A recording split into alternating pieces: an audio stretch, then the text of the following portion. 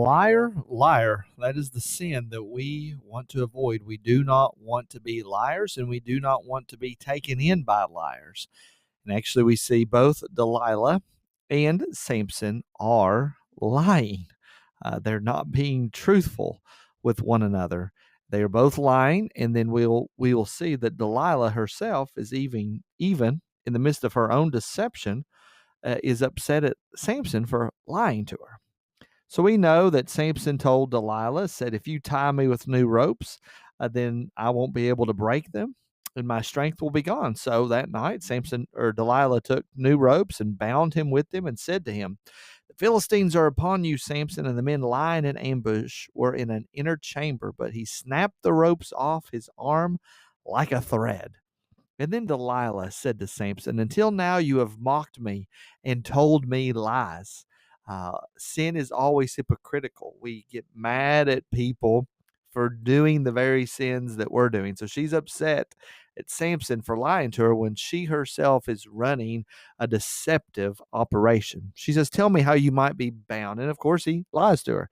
He says, if you weave the 7 locks of my head with the web and fasten it tight with a pin, then I shall become weak and be like any other man. So while he slept, Delilah did that, weaved his hair into into one web, and then put a pin into it. And she said, the Philistines are upon you. And he woke from his sleep and pulled away the pin and the loom and the web, and he took care of the Pharisees.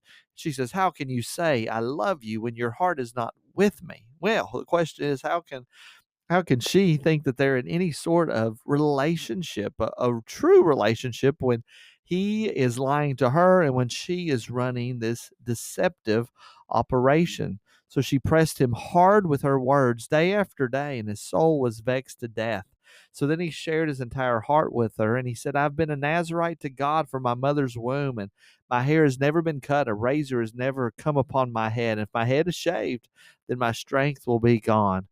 And when Delilah saw that he had really told her everything that was in his heart, she called the Philistines up and they came in with the money.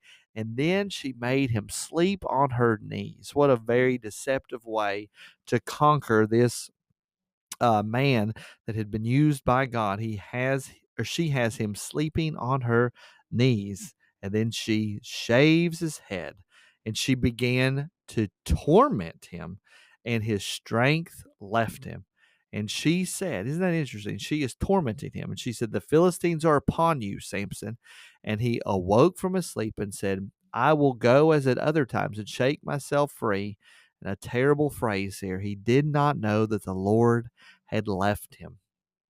May we never be found in that spot where we are sinning, that we have disobeyed the Lord day after day after day after week after month. May we never be in a spot where we are disobeying the Lord. We don't even realize that he's left us. We don't realize that he's not for us. We go out to do things that we normally would. We don't realize that God is no longer with us because we've been living a season of our life in disobedience. Samson indeed had been living his life in disobedience. He did not know that the Lord had left him. I pray that's been a blessing to you, and I'll see you in the next video.